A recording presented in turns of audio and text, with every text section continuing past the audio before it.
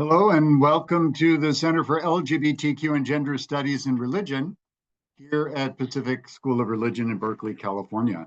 My name is Bernie Schlager and I serve as Executive Director for the Center. And I am particularly pleased to welcome you to the first event of our 25th anniversary year. CLGS was founded in the year 2000, and by my reckoning, among our many programs, the Lavender Lunch program is one of our oldest, and today you are a part of what is about our 175th Lavender Lunch. We are really pleased to have you here with us. I'm particularly excited that we are welcoming my colleague and friend, Dr. Lisa Asedillo, and I will have more to say on that in a minute. Let me just conduct some housekeeping, if I might. This event is being recorded for later viewing and posting on the Center's socials. The chat feature will not be posted. And finally, before I do a more fulsome introduction of this event, you are encouraged to fill out the event survey, which is very brief but very important for the Center as we try to continue to improve our programming. It will be posted a few times during this event in the chat feature. So welcome to this Lavender Lunch titled Queer, Called, and Conspiring, AAPI Theologies for a World on Fire, with Professor Lisa Asedillo. As crises of climate, empire, and identity unfold, queer and trans AAPI communities are cultivating fierce and tender ways of surviving, leading, and imagining otherwise. In today's CLGS Lavender Lunch, Dr. Lisa Asedillo explores what it means to be called in a world that often erases or exoticizes AAPI queer lives. Yeah. Framed through the lens of queer Asian and Pasifika critical race theory, published in 2024, this talk weaves AAPI theologies with the 6 core tenets of this emerging framework, centering embodied memory, relational healing, and spiritual resistance as resources for community-rooted praxis. Citing contemporary examples of pride in the Philippines as a celebration of acceptance and the work of organizations like Bahaghari Center for SOGIE Research, Education, and Advocacy, today we will reflect with Dr. Asedillo on what becomes possible when queer AAPI leaders conspire to remember, resist, and reimagine together. Our presenter, Dr. Lisa Asedillo, is an ethicist and liturgist with research interests in decolonial, post-colonial feminist theory, trans-Pacific and Asian American Christian ethics, and Philippine studies. Lisa earned her MDiv degree at Union Theological Seminary and her PhD at Drew University in the Religion and Society area. Her co-authored chapter, her co-authored chapter, let me find myself here, Becoming Asian American Christian Ethicists, is included in Asian and Asian American Women's Contributions to Theology and Religious Studies, Embodying Knowledge, edited by Dr. Kwok Wilan in 2020. And Lisa is a contributor to Inheritance Magazine, which amplifies the Asian American and Pacific Islander experience in Christianity. Professor Asedillo is a board member of Pacific Asian North American Asian Women in Theology and Ministry, PAN-AUTUM, an organization for education, mentoring, and networking that was founded in 1984. Given her own mixed race heritage, queer identity, and transnational upbringing, she takes seriously that her particular embodiment gestures back toward painful colonial history, and also toward a particular experience with something to offer the work of solidarity, community building, and ritual, and spiritually rooted leadership development. So without any further words from me, I present to you Professor Lisa Asedillo.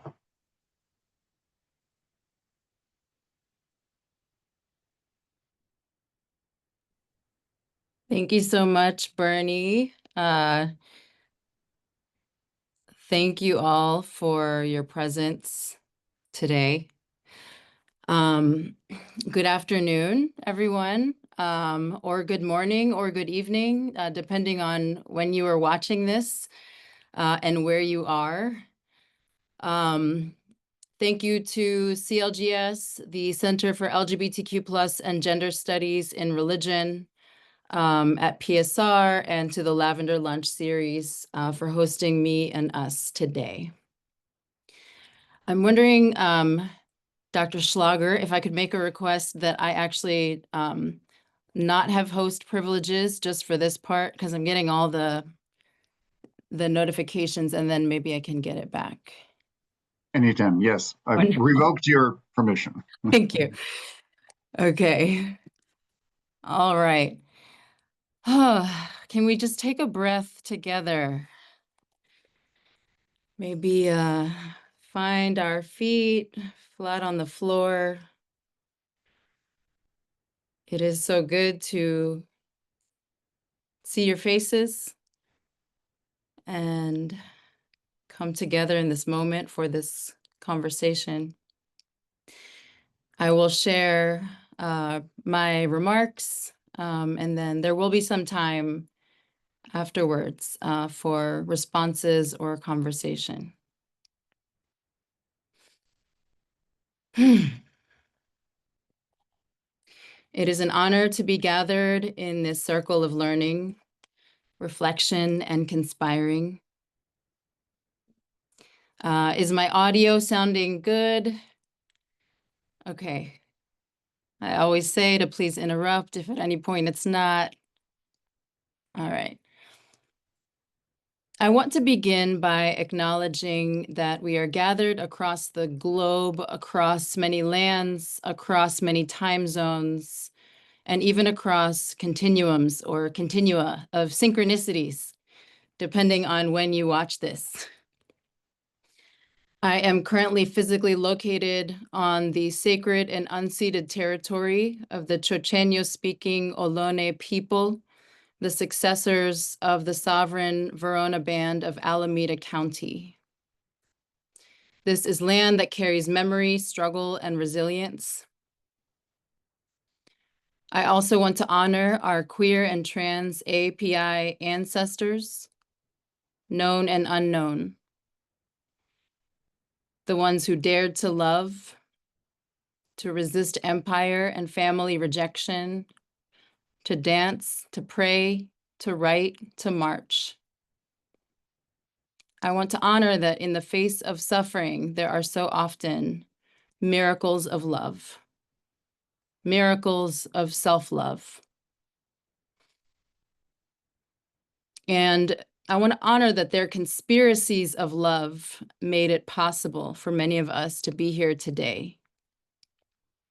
And for all of us, the conspiracies of love of our ancestors made it possible for all of us to be here today. I also want to extend a welcome to any of our church siblings, if you identify in that category, who may be here. Some of you may be in communities that are discerning what it means to be open and affirming.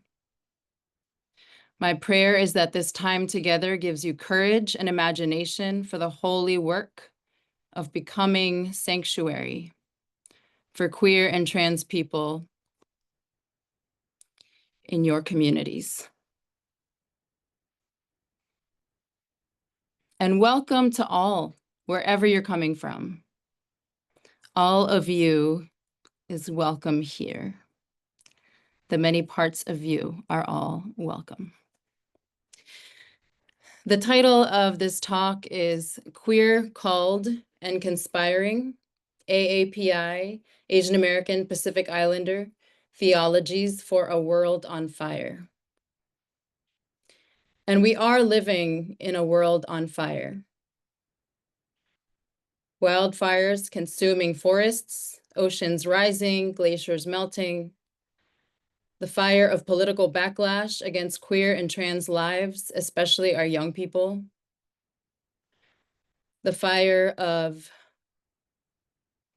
war and fascism and empire, from the Democratic Republic of Congo, Sudan, to the West Philippine Sea. We are more than 460 days into a live-streamed genocide in Gaza. The death toll has reached devastating heights. We're seeing figures that probably exceed 70,000. The world has watched in real time on screens, on feeds, as neighborhoods turn to rubble and hospitals are bombed. From university campuses to city squares, protests have erupted across continents. Students have risked arrest, demanded their institutions divest, been met with violence and retaliation. The Freedom Flotilla Coalition continues, a global network of those who refuse to accept that blockages are permanent and call us all to keep our attention on the genocide in Gaza. What now? Fire can destroy, and fire can also illuminate. It can also bring warmth and nourishment and life. Fire symbolizes the arrival of the Holy Spirit. Fire purifies and regenerates ecosystems. Fire kindles passion. What does it mean to be called in a world that is burning? And in particular today, I'll be thinking about particular experiences of what does it mean to be called as queer and trans AAPI people in a world that is burning. When I use the word called, I'm speaking theologically. In many of our traditions, to be called is to be summoned by God, the ancestors, by spirit, by the cries of our people, into a life of meaning and purpose. To be called as queer AAPI people is complex. Often our lives are erased or folded into a generic Asian American narrative that assumes heterosexuality, or into a generic queer narrative that assumes whiteness. Too often our lives are exoticized or consumed as spectacle or fantasy, as contagion, as ornament, made hypervisible, though we aren't truly being seen. To be called then is not neutral. It often involves actively refusing erasure and exoticization and listening for the summons that honors the whole of who we are. Racialized, diasporic, colonized, gender expansive, desiring, conspiring. We're going to talk about what we mean by conspiring. And so to speak of calling in a time of fire is also a theological claim that as the world burns, God speaks, God calls, ancestors still conspire. And we know this to be true. We are gathered today, as I opened with, because our ancestors survived in the face of great odds. I think of the statement by queer Greek poet Dinos Christianopoulos. Bernie probably knows how to pronounce that correctly. He writes, "They tried to bury us. They didn't know we were seeds." To ground this reflection today, I want to turn to a powerful framework that has emerged just this past year. It is called Queer, AZN, and Pasifika Critical Race Theory, articulated by Antonia Alvarez, Jita Mehrotra, Samina Azar, Anne Farina, and Alma Trinidad It came out in 2024. The paper introduces queer, ASEAN, and Pasifika critical race theory as a new theoretical framework, which synthesizes multiple critical race approaches, such as Asian crit, okay, we're going to have some tongue ties, Asian crit, queer crit, Pacific Islander critical race theory, Kanaka Oe critical race theory, which is an indigenous theoretical framework rooted in critical race theory for Native Hawaiian contexts, and Ocean CRT, referring to an emerging theoretical framework, particularly coming out of a dissertation by J.C. Sataraka. So this framework is building on several intersectional frameworks that center the insights of critical race theory and the lived realities of queer Asian and Pasifika peoples. It offers 6 core tenets. 1, queer brown Asianization. 2, challenging mainstream ideologies. And I'll speak about each in a moment in terms of our theologies. 3, global decolonial perspectives. 4, reconstructive histories. Multidisciplinary story. Praxis. And centering a social justice perspective.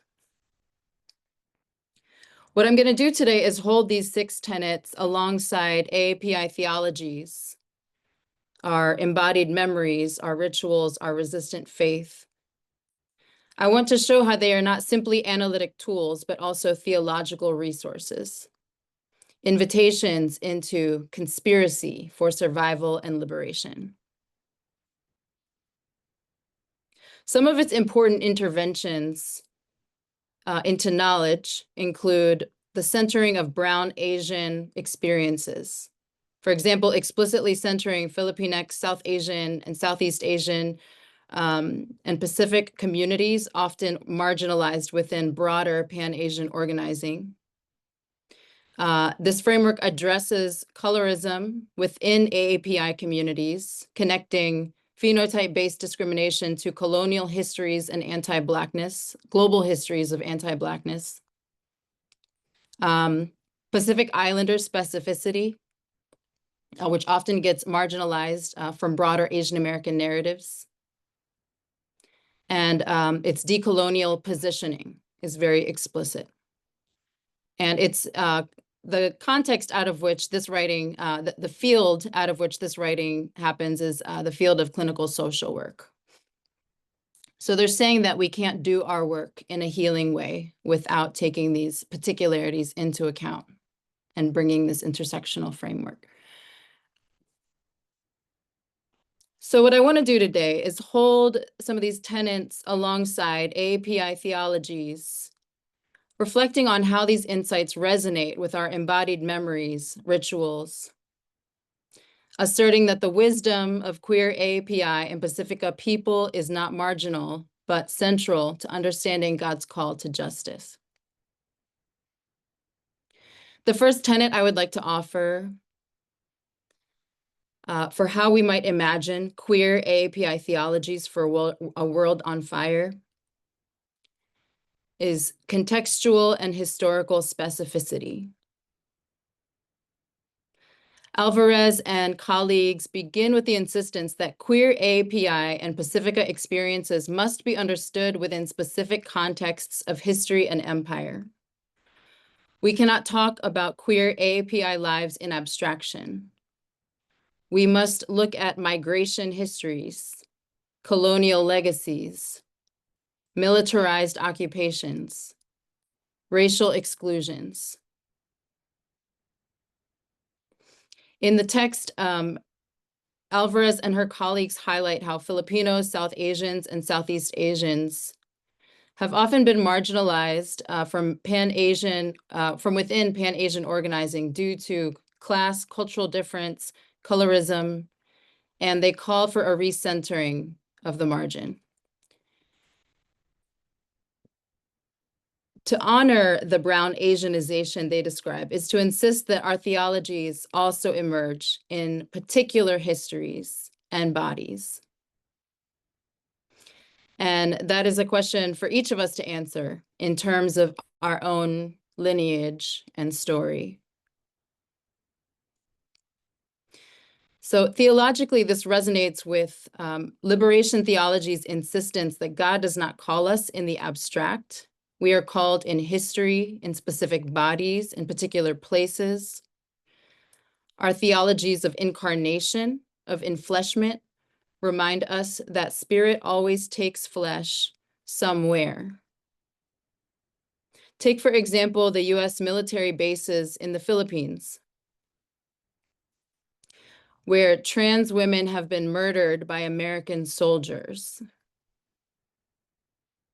I speak the name of Jennifer Loud, a 26-year-old Filipina transgender woman who was killed by US Marine Lance Corporal Colonel Joseph Scott Pemberton in October 2014 in Olongapo, Philippines. Jennifer Loud's case illustrates the intersection of anti-transgender violence, US military impunity, colonial relationships, and the daily lived experiences the lives many of us have day to day in the US. Those are not disconnected. The incarnation is never abstract. To understand queer life in the Philippines is to understand the overlay of Catholic colonialism, US imperialism, and local resilience. The second tenet I want to lift up for our theologies is intersectionality. Always intersectionality. The claim that race, gender, sexuality, class, and ability, etc., are not separate categories, but intersecting forces. For queer AAPI people, intersectionality is daily life. We do not live as queer or Asian or poor or disabled. These happen simultaneously. Our theologies also echo this. Many of our traditions emphasize interconnection, interbeing, relationality. In Christian theology, Paul speaks of the body of Christ with many members. In Buddhist teaching, Indra's net holds every jewel, reflecting all others. Queer Pacific Islander youth groups in Hawaii organize around both land sovereignty and gender justice, recognizing those can't be separated. The chant is always both and.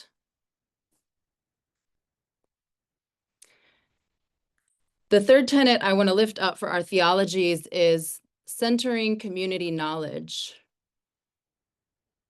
Queer Asian and Pasifika critical race theory insists that theories of liberation cannot come only from universities or think tanks. They come from songs, stories, dances, rituals, and survival practices of people. What are the sources of your theology? What are the sources of your knowledge? Theologically, this asserts that God is revealed in the lives of the poor and oppressed, in the lives of those who are most crushed by society, who have their backs against the wall, to cite the language of Howard Thurman. This is elders passing down ritual songs, drag queens in Manila performing and creating space in ways that transform bars into sanctuaries all over the world and historically. We ought to lift up the transformation of bars into sanctuaries. And these stories ought to form our libraries, our imagination about where seminary is located, our personal and communal archives of divine wisdom. The fourth tenet I want to lift up for our theologies is a critique of liberalism. When the world is on fire, we cannot get caught in simplistic political paradigms of conservative or liberal. This reifies a very limited political imagination, and there are so many more possibilities than this. This tenet says we must imagine beyond, much farther than, liberalism. The truth is that liberal frameworks often offer inclusion without transformation, representation without redistribution of power, of material resources, of leadership. For queer AAPI communities, this is painfully familiar. We are often told to be satisfied with a seat at the table, even when the table itself has never heard of our country, does not know how to locate it on a map, cannot fathom our histories, or actually trust us with visionary decision-making power, especially if that power threatens the shape and concrete practices of the table. We are told often to be grateful for rainbow capitalism, even when our communities and us ourselves remain poor and vulnerable. Theologically, I want to call in the prophets who did not say, let there be representation. Let there be a bit of tolerance for my presence. They said, let justice roll down like waters. Jesus did not simply welcome sinners to the table. He went to the center of power and overturned the table of empire. This is why organizations like the Bahaghari Center are so vital. And I just want to drop a link to their website in the chat. And part of the method in lifting up, various places where these theologies are already being enacted is to help us remember that that these theologies are already being enacted, and we ought to center them in our conversation and in our in where we choose to direct our attention.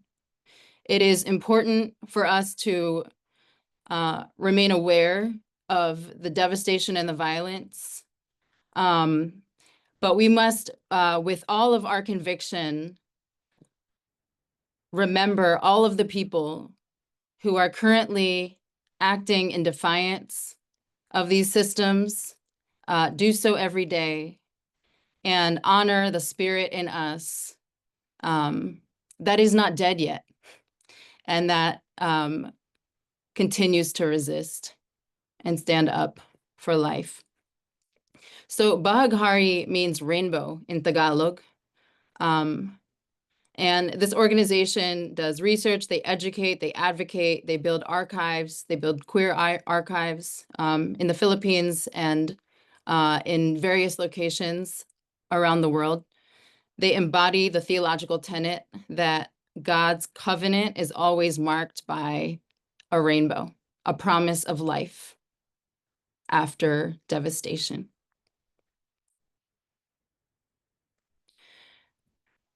And they do not only demand recognition or representation, they advocate, they organize, and they build community to demand systemic transformation of laws, of churches, of families. They turn over tables.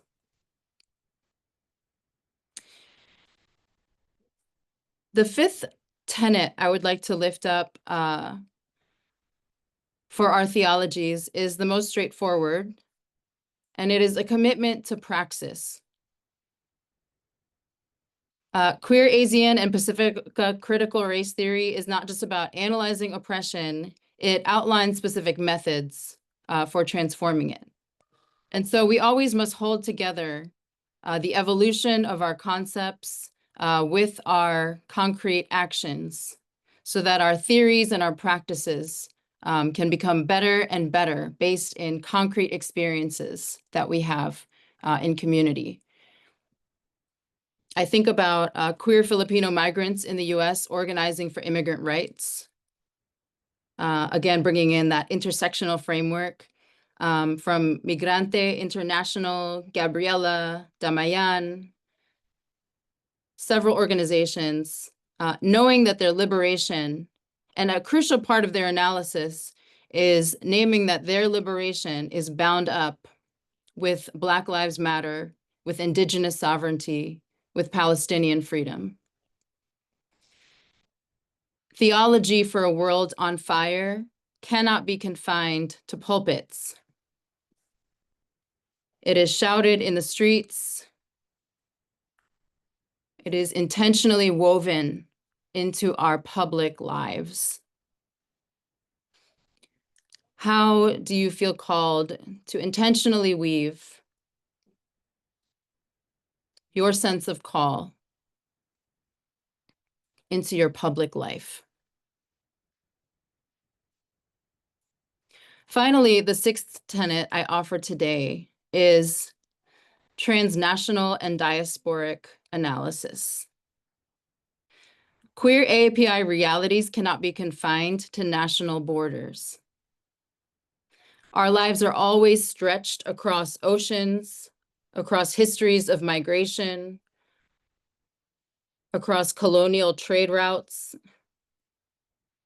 Theologically, this calls us into an ecclesiology of diaspora, a way of imagining the gathered body or the church as scattered, multilingual,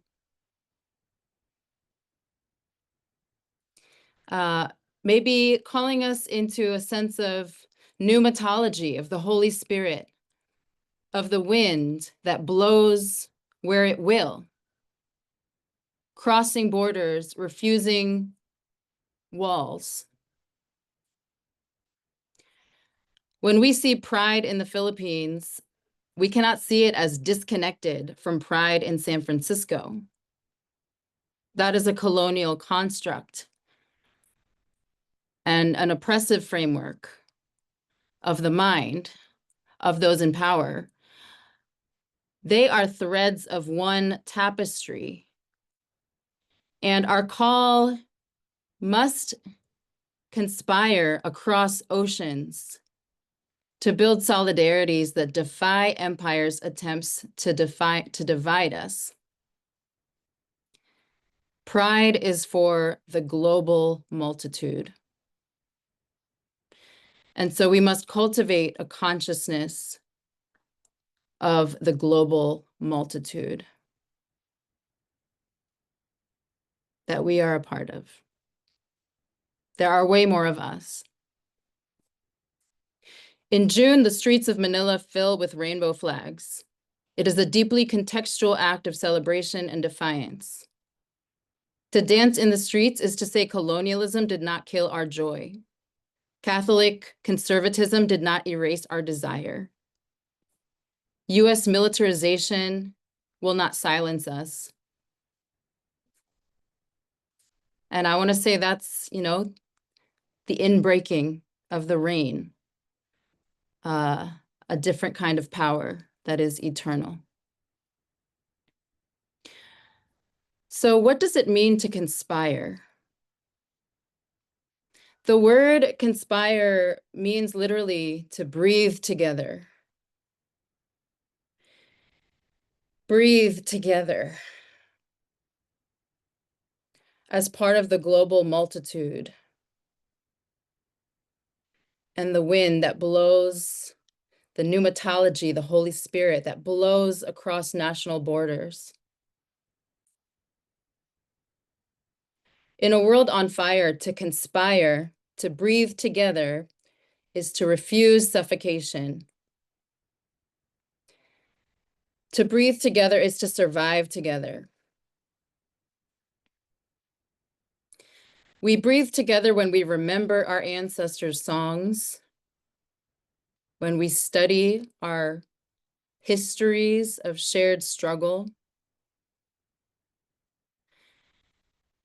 There is the well-rehearsed story of winners and losers, so-called victors of war, and those who are crushed. But we often don't get the stories of solidarity, of those who refused to be crushed. The fact that we are still here means that at the first instance of colonization, for example, was the act of decolonization, because the human spirit always resists. We conspire, we breathe together when we remember that we've always resisted. When we remember our ancestors' songs. When we reimagine family, not just defined by blood, but by chosen kin.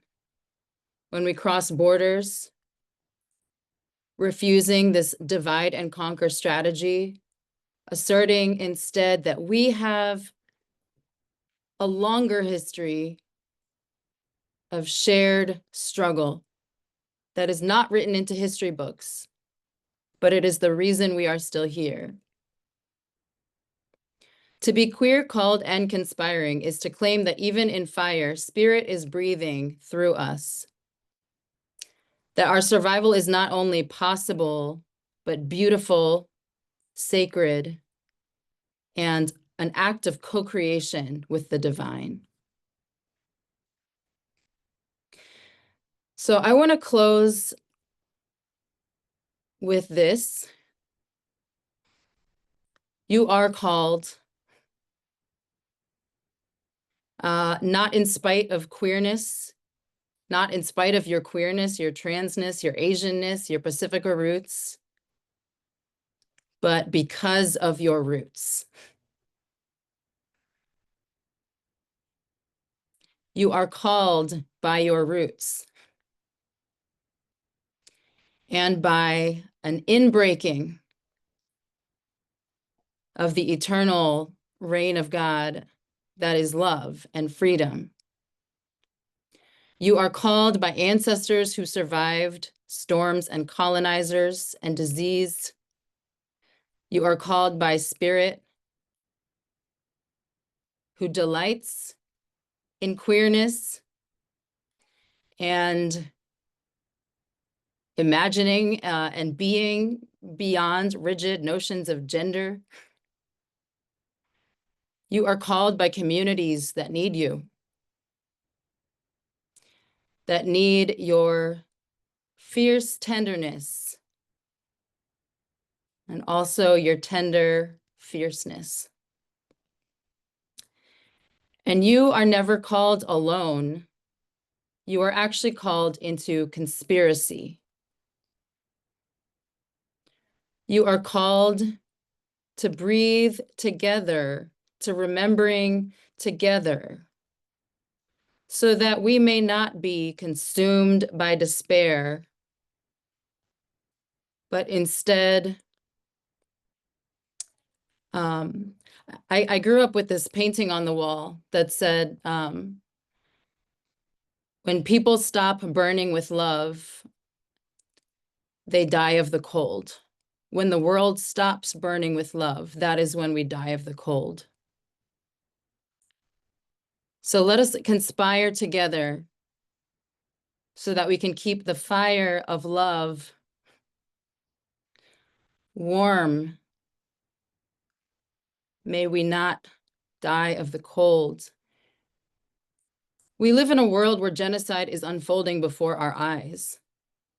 The evil is unspeakable.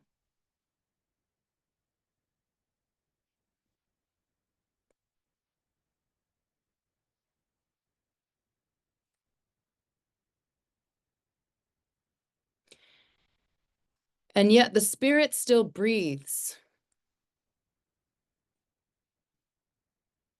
I don't know how many of you are listening, are getting the Instagram updates of Bisan, the journalist, every single day, multiple updates about both what is happening and how her people are continuing to create life and take care of one another and live and resist and build community and feed one another, even as people continue to starve in ways that are unfathomable and unspeakable. So in this moment, we are not just called to inclusion, we are called to revolution.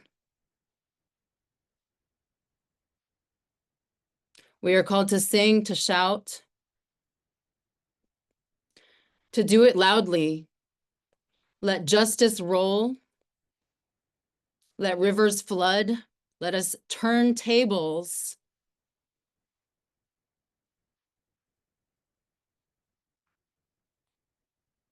That are covered in blood. Let us conspire. Let us rise. Because it is when we breathe together that we cannot be suffocated.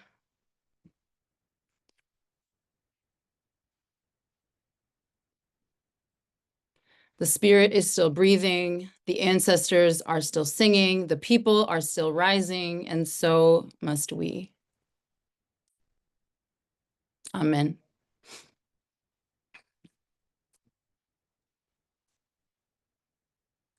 Thank you, Dr. Asedillo. The room is now open for comments, questions. I will pay attention to the chat if anyone prefers to enter a comment question in the chat. If you'd like to ask Professor Asedillo a question, make a comment, feel free to unmute yourself and speak into the room or speak into the chat box. Am I correct that we have until 2:15? We do. May I play a song just to sort of transition us into conversation, but also to offer as a kind of grounding moment? Some of us may have heard this before. It's called Ceasefire, written by Adrienne Marie Brown, and the words are just, we breathe together, we breathe together, we breathe together, stop the occupation. And you're gonna hear some different voice parts, and I will also share the link in case you would like to learn it and share it in your community. Okay. And I invite you into a meditative posture or a posture of prayer, however you feel most comfortable. And I may need host privileges back. Although no, I think You should have them back. Yeah, we have it. Thank you. We've unrevoked. Okay. Thank you. Okay.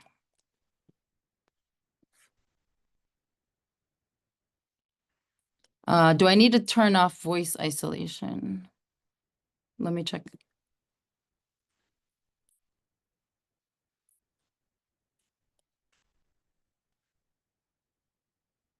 Okay.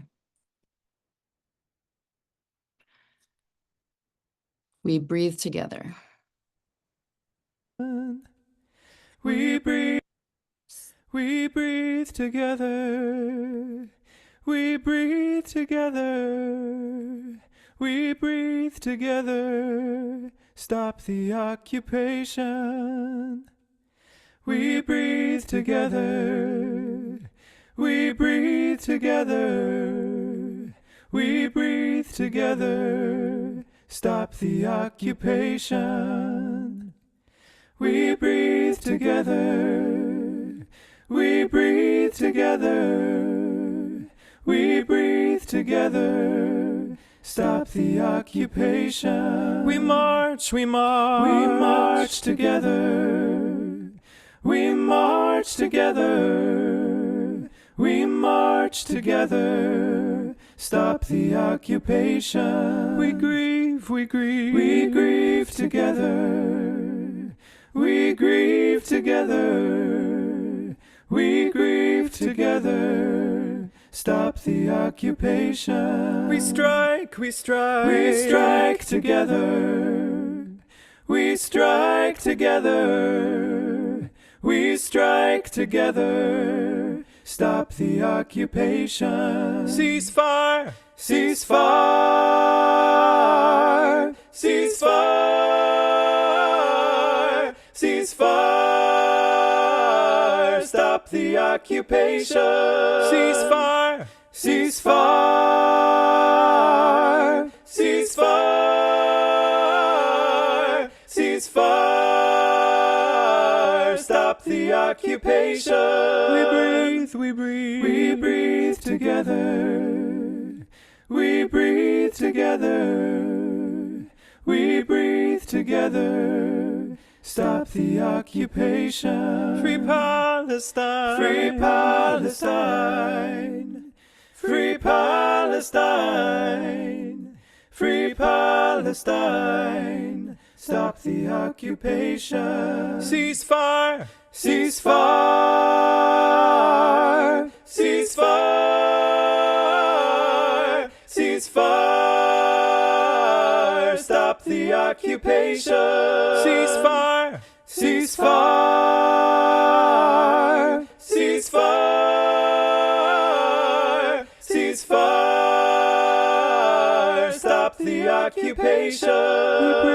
We breathe together. We breathe together. We breathe together. Stop the occupation. Stop the occupation. Stop the occupation. Stop the occupation. Stop the occupation. Stop the occupation. Stop the occupation.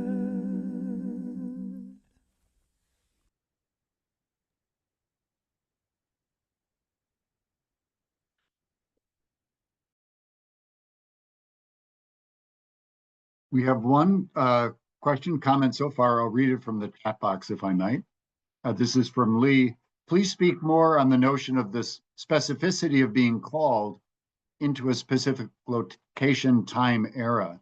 This struck me as something I will explore here, perhaps as I rewrite, and develop my spiritual and cultural autobiography.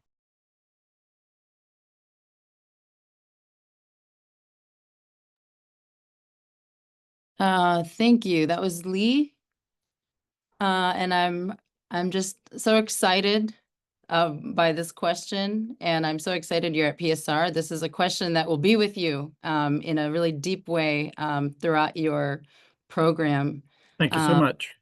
Yeah, and it's really asking, when you imagine your sense of vocation and calling as a spiritually rooted leader, are there particular people that you envision it is for? Where do you want to root your work? What is there, a community, a place? Who is it for? Who do you imagine as your, sometimes it's referred to as your community of accountability, or your people? Who do you imagine to be your people? And that doesn't have to be just one thing, and it doesn't mean it doesn't change. But as we imagine, as we open ourselves to a sense of calling and purpose and spirit, who are the particular people?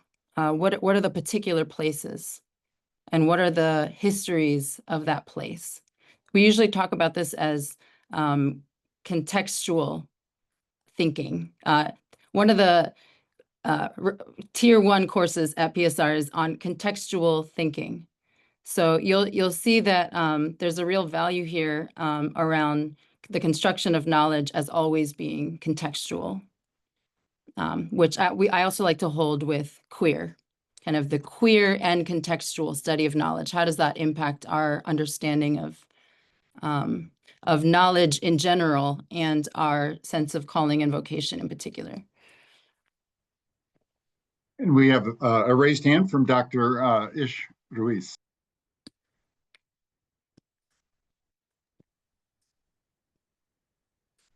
Please go ahead, Professor Ruiz.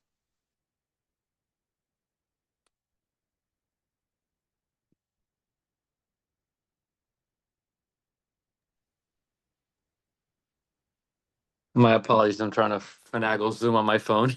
Hello, Dr. Asedillo. Thank you so much. Asedillo, thank you so much for the wonderful presentation. I'm going to take the drag queen bait. And I just thought that that was a powerful, introduction here because it talks about this idea of queer creativity. And I think it moves us in a different realm. When I see something like Gaza happening, I wonder, what power do I have? Mm. Right? I don't have enough money. I'm not talking about payment at PSR. I'm just kidding. I don't have enough political power. What power could I possibly have? And it seems like when you're engaging this queer thought, this queer perspective, you're kind of touching on a form of power that we often discredit. And I think, when you talk about the transformation, when you talk about, being here in this moment in history, I was wondering if you could reflect of what kind of power we could exercise. And especially, the twist here is like, how can we make that power queer? Even if we don't identify as a member of the LGBTQ plus community, what does a queer power that we can all access look like? Ooh. Yeah, I'm putting that in the chat, and I want to sort of keep the floor open, just acknowledging that I may not have the best response. Somebody else might have a really crucial response, and we do this together. I love that question. And I was thinking about that in chapel today, which I also encourage folks to listen to the sermon by Reverend Ann Jefferson delivered today, where I also was hearing and seeing this queer form of power that is public, perhaps using the arts. I'm rooted, my own research is rooted in, histories of faith-based Christian decolonial resistance in the Philippines. And one of the forms of resistance used was, bringing communities together to create plays about a particular issue that community was facing. And they would write it together, and then they would perform the play on the streets and inspire conversation. That's a form of power. Again, there are more of us, and we need to think in terms of the global multitude. We cannot limit our political prophetic imagination to the boundaries of the nation state. Right. But I love that question, and I think we should keep asking it. And I think, in my own faith practice, that kind of power is the only power that is actually real, right? Is the power, the eternal power of love and freedom. Thank you. I have one comment to read, and then we have Sam Hosea and then Gail. A twofold comment here, excuse me, from Eli. Here's what I feel called to share. Please consider, pardon me, that the roots of the genocide in Palestine are almost 2,000 years of Christian anti-Semitism leading up to the Holocaust. And please note the many Jewish-Palestine connections that are growing around the world. I'm writing this not to justify the horror in any way, but to ground and frame it. And then they continue. Again, you have the power looking at Gaza to remember how Christians historically have a huge part in it. Mm-hmm. And thank you.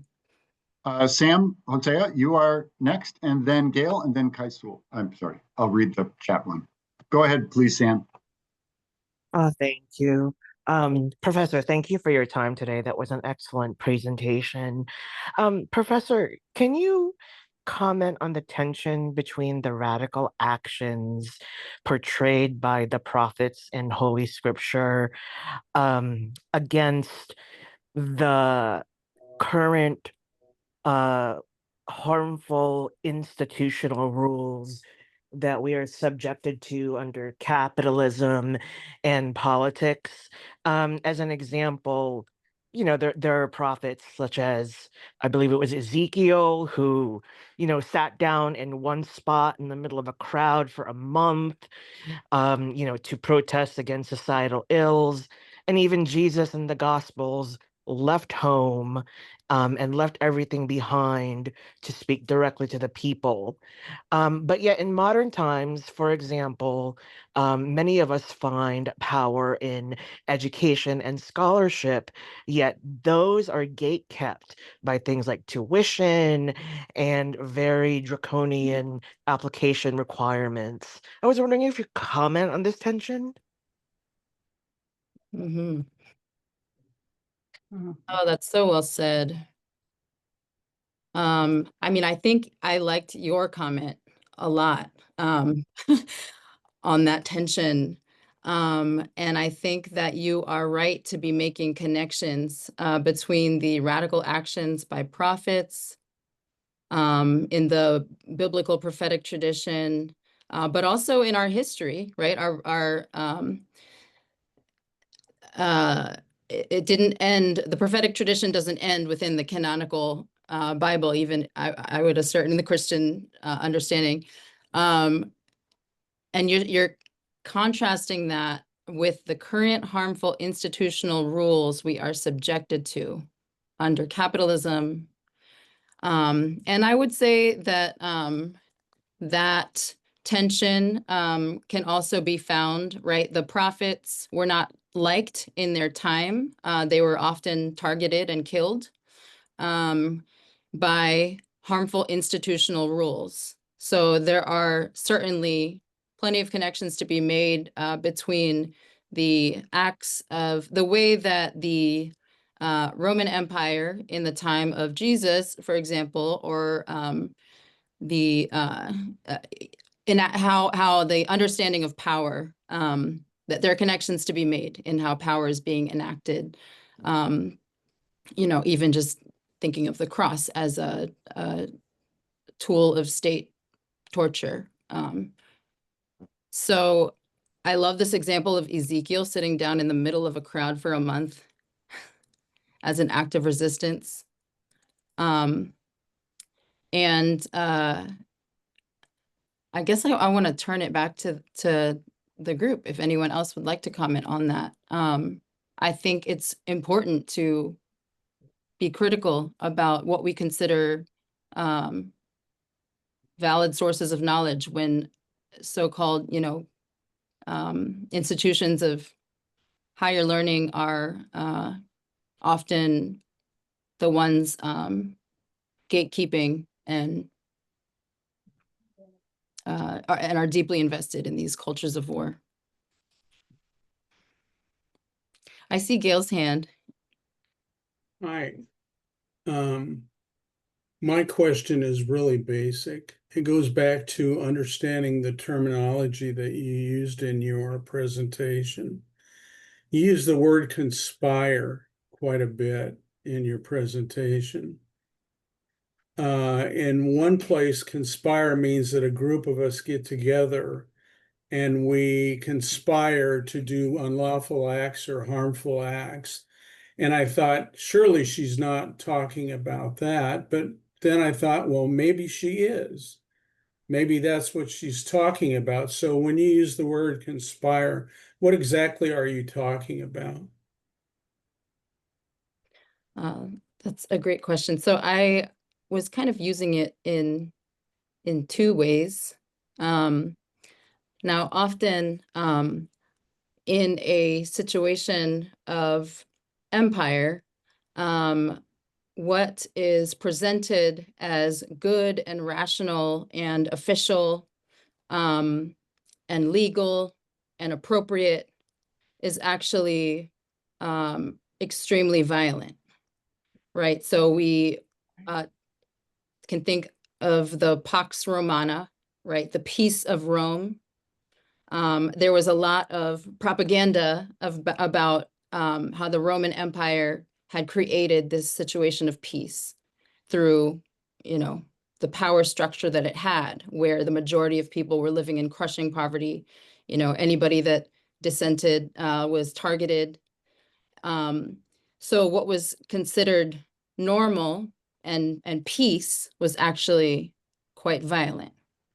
So when I use the word conspire, it does intentionally carry that subversive edge to it. And it is my way of saying that in a time where the world is on fire, we do need to be critically engaging the things that we are meant to just accept and tolerate as normal, because they are not normal and they are not tolerable. Right. That's for sure. And so that is why that conspire word sort of carries that subversive connotation of, in a world where we're being told to stay silent and acquiesce to the genocide of a people, to a global economic system that does not benefit the majority of the world's people.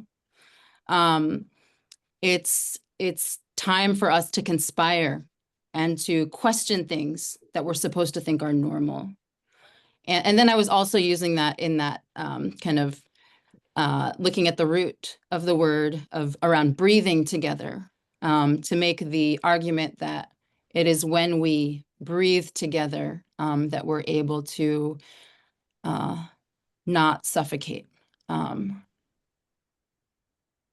We have time for a few more comments, questions. Excuse me. There a question in the chat from Kaisul. Some AAPI people say that in our culture root, quote, there is no such thing as queer, close quote. So how can we still find resilience within our own culture root? What should our attitude be in creating open space in the cultural sphere? And how can we also offer theological support?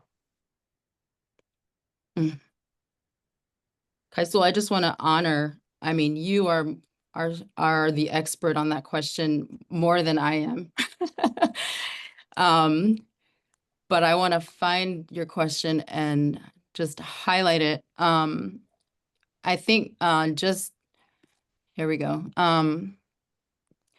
You know, I would argue that, okay, some AAPI people say that in our cultural root, there is no such thing as queer. I think that's propaganda. I mean, I think that when we look, we find a lot of queerness in our culture. And it's just about intentionally searching for those suppressed and silenced histories. We need to be subjects of history. So we need to be telling our stories. We need to be finding our stories, archiving them, and telling them. Because it's a lie that there isn't queerness in our cultural root. And Lewis has their hand up.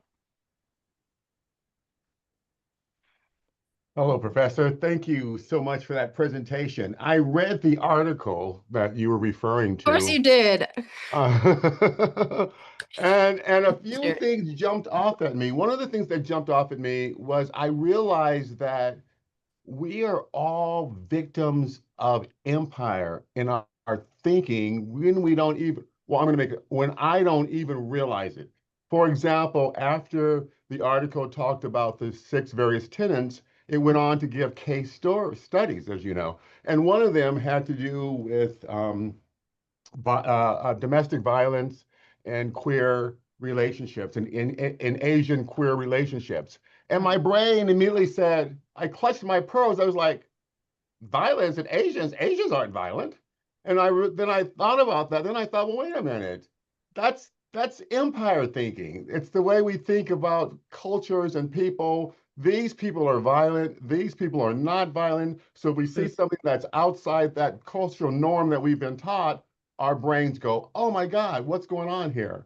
The other point is that when I think about how Christianity went from place to place to place, many times it destroyed queerness. Like for African countries, there were women husbands and wives, right? It was, and when Christianity came, it said, "Oh, that is crazy. You guys are weird and you need to find Jesus." And as we gave Jesus to everyone, we destroyed so many cultures and so much queerness that was there and was there for hundreds of years.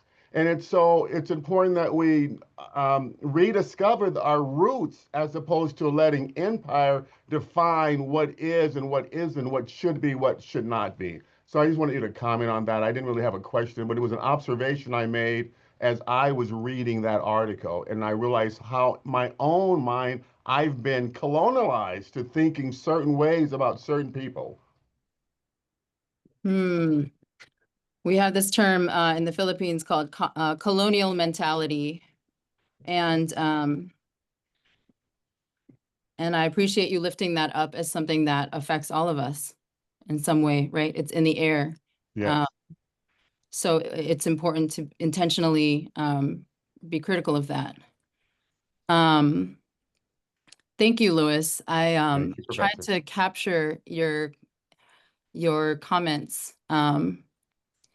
But yes, our concepts are affected by imperial histories, and we can't separate histories of colonialism from histories of racism and white supremacy and anti-Blackness, or from the imposition of strict gender binaries, wiping out of queer cultures. These things are not separate. Thank you, Professor. Hello, Reverend Dundee.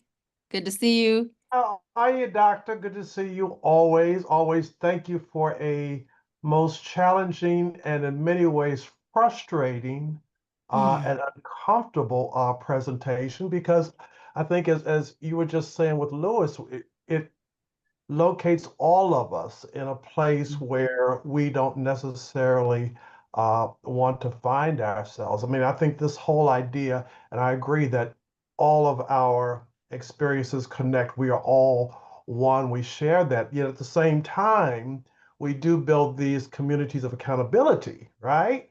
We have our people. So how do we do that without siloing ourselves off so much so that we can still breathe together, even though we have these different communities of accountability? That's a challenge. Yes. PSR named an institutional commitment to collaboration, moving from the language of distributed network to collaborative networks. And so there's a commitment to figuring out how to do collaboration, because it seems like one of the hardest things to do, especially even among President David was remarking about like different progressive seminaries. It's so hard for us to work together for some reason. Well, yeah, we know why. But before we close, I just want to shout out that my parents are here, and I'm very grateful for their presence. I want to kind of just embarrass them. I don't know if they want to wave. So Rebecca Asedillo is over here, and then Doug Cunningham recently published his first book called Beyond the White Church, that details his own love story with my mom and process of coming into political consciousness around race as a white man, and what it means to live a life of solidarity, which I might link your book if you want to say hi.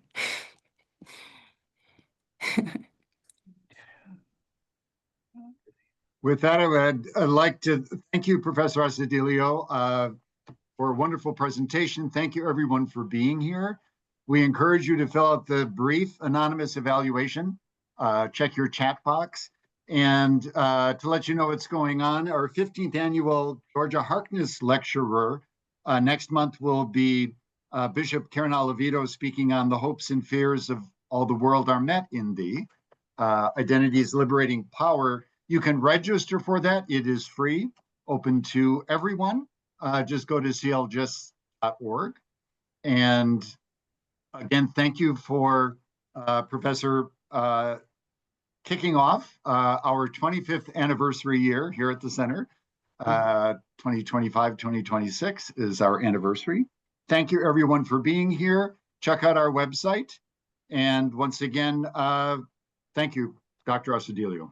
Yes. Thank you, Dr. Schlager. Thank you all for being here today. Take care. Thanks, everybody.